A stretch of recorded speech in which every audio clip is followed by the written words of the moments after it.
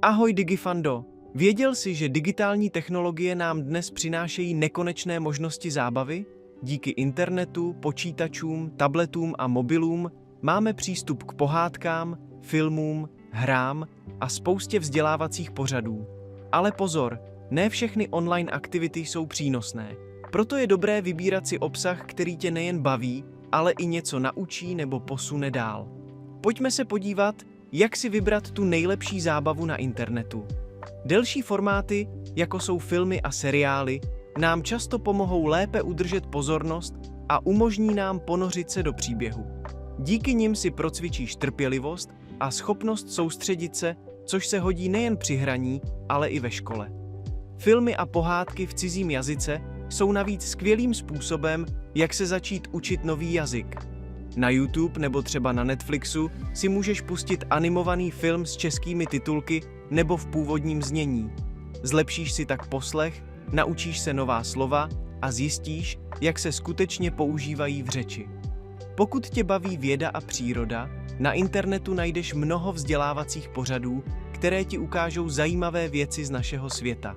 Třeba pořad Operace Jau na iVysílani ti zábavně vysvětlí, jak funguje lidské tělo, a Naše planeta na Netflixu tě zase provede nádhernými místy na Zemi a ukáže ti, jak chránit naši přírodu. Líbí se ti, co ses dozvěděl?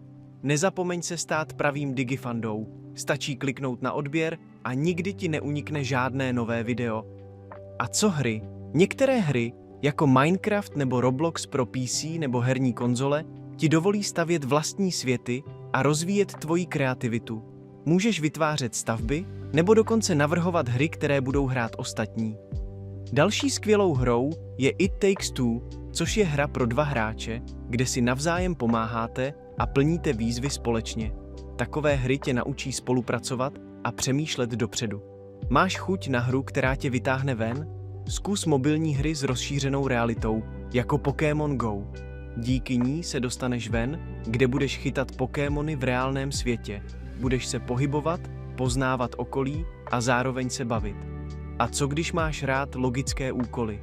Mobilní hry zaměřené na řešení problémů, jako Lightbot, ti pomohou rozvíjet logické myšlení a zlepšit schopnost řešit různé úkoly. Takové hry ti procvičí mozek a pomůžou ti myslet do hloubky. Internet je opravdu obrovské hřiště plné zábavy a možností, ale pamatuj, že je důležité si vybírat takové aktivity, které tě také něco naučí. Takže, co si pustíš nebo zahraješ příště, užij si objevování.